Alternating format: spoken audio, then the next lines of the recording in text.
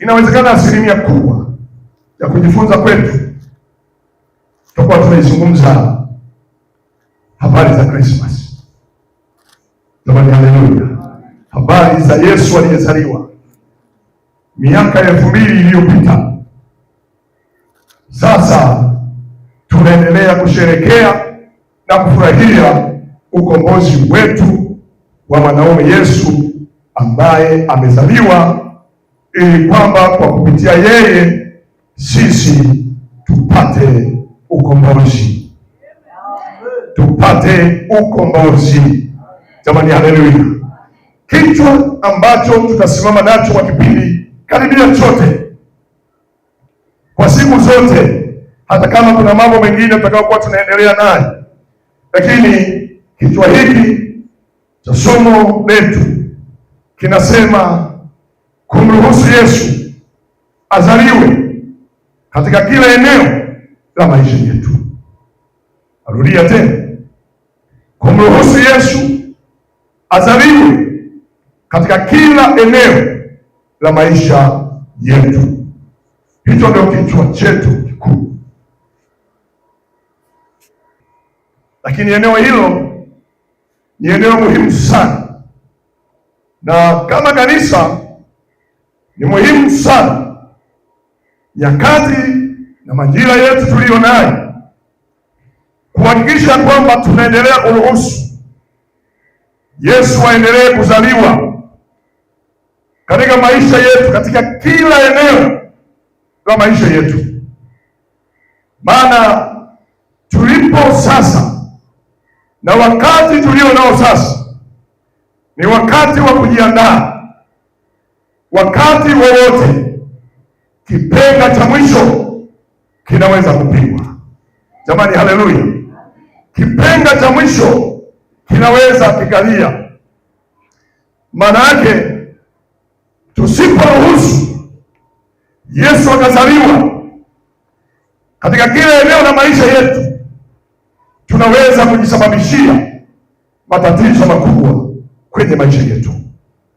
Lakini anapozaliwa Yesu ambaye tunakumbuka kwa habari hii ya miaka 2000 iliyopita, na sisi leo tunaungana dunia nzima kuhusu habari ya kuzungumza habari ya kuzaliwa kwa Yesu. Si jambo dogo, ni jambo kubwa. Katika kipindi kama hiki, ni kipindi ambacho mioyo ya wateule, mioyo ya Wakristo inapaswa kufurahia hili tendo, maana ni tendo maalum lililofanyika miaka hiyo 2000 iliyopita. Sisi leo tunakumbuka. Jamani, haleluya! Lakini katika ile hali ya kukumbuka, lazima tujue tunakumbuka jambo lenye msingi na jambo ambalo Mungu alikusudia kufanya kitu kwa ajili ya ulimwengu. Ulimwengu uliokuwa umepotea, ulimwengu uliokuwa kwenye giza, ulimwengu uliokuwa hauna Mungu, ulimwengu uliokuwa umeharibika, ulimwengu uliokuwa umechoka. Sasa Mungu alipoliona hili, akaona alete kitu cha pekee ambacho kitasababisha kuileta nuru duniani. Jamani, haleluya! Sasa tunapozungumza habari hizi, tutaanza na kitabu kile cha Mathayo sura ile ya kwanza.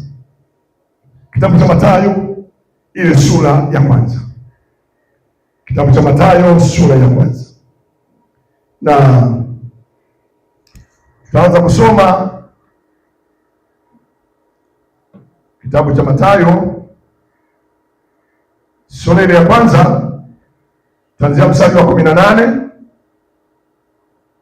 Kuanzia mstari ule wa 18. Kitabu hiki cha Mathayo.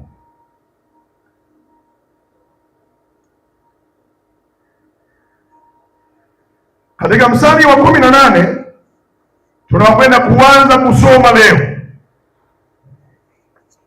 Unazungumza habari ya kuzaliwa kwake Yesu. Biblia inasema hivi: kuzaliwa kwake Yesu Kristo Mariamu mama yake alipokuwa ameposwa na Yusufu, kabla hajakaribiana, alionekana ana mimba kwa uwezo wa Roho Mtakatifu. Na Yusufu mumewe, kwa vile alivyokuwa mtu wa haki, asitake kumwaibisha, aliazimu kumwacha kwa siri. Basi alipokuwa akifikiri hayo, tazama, malaika wa Bwana alimtokea katika ndoto akisema, Yusufu mwana wa Daudi, usihofu kumchukua Mariamu mkeo, maana mimba yake ni kwa uweza wa Roho Mtakatifu. Naye atazaa mwana, nawe utamwita jina lake Yesu, maana yeye ndiye atakayewaokoa watu wake na dhambi zao. Hayo yote yamekuwa ili litimie neno lililonenwa na Bwana kwa ujumbe wa nabii akisema, tazama, bikira atachukua mimba, naye atazaa mwana, nao watamwita jina lake Imanueli, yaani Mungu pamoja nasi. Naye Yusufu alipoamka katika usingizi, alifanya kama malaika wa Bwana alivyomwagiza, akamchukua mkewe, asimjue kamwe hata alipomzaa mwanawe, akamwita jina lake Yesu. Wapendwa, Bwana Yesu asifiwe. Maandiko haya tuliyoyasoma hapa katika Injili ya Mathayo Mtakatifu, ambazo tumepata habari hizi za Yesu, kuhusu habari ya kuzaliwa kwake, namna gani ilivyokuwa, maisha ya Mariamu pamoja na Yusufu. Hawa watu wa Mungu walikuwa ni wachumba, maana Yusufu alimposa Mariamu, na wakati Mariamu akiwa kwenye safari pamoja na Yusufu, kama watu ambao wana matarajio ya kufikia hatua ya kufunga ndoa, ya kuwa pamoja, safari yao ilionekana wakiwa wameaminiana, na kila mmoja anatambua yale maisha ya mwenzake vile anavyoishi. Sasa inatokea mahali ambapo Yusufu anaona hali ambayo si ya kawaida kwa rafiki yake, mtu ambaye ana matazamio ya kuwa pamoja naye.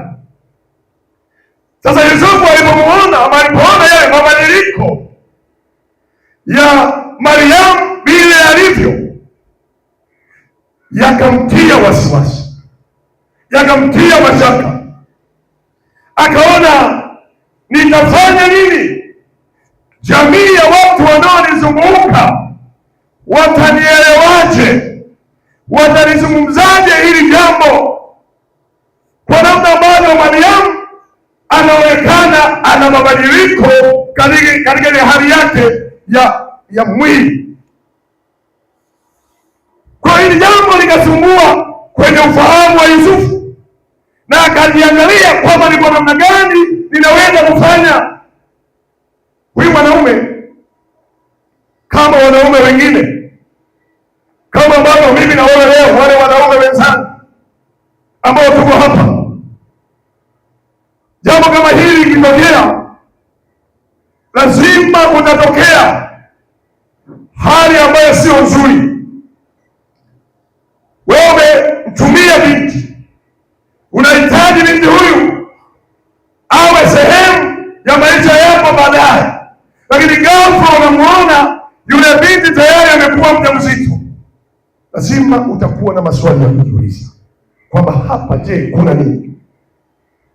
Lakini hata watu ambao walikuwa wanajua yale mahusiano yenu wanaweza wakawa na maswali, wakasema inawezekana labda kuna jambo limefanyika katikati ya watu hawa wawili. Sasa Yusufu alipoliangalia hili jambo, akaona hakuna namna, njia ilikuwa ni yeye achukue maamuzi ya kumwacha Mariamu, anasema kwa siri, asimwaibishe. Akasema hapa jambo la kufanya ni kuhakikisha Mariamu huyu ninamwacha kwa siri. Manake watu wengine wakisema kwamba tumeachana, itakuwa ni aibu. Kwa hiyo akatafuta namna vile ambazo akaweza kutumia aweze kumwacha Mariamu. Mariamu mama watu anajiona mabadiliko tu. Unajua mimba ikishaingia huwa haikagi ndani, lazima itoke nje. Jamani, haleluya! Huwa haikagi wapi? Yaani yenyewe lazima itoke.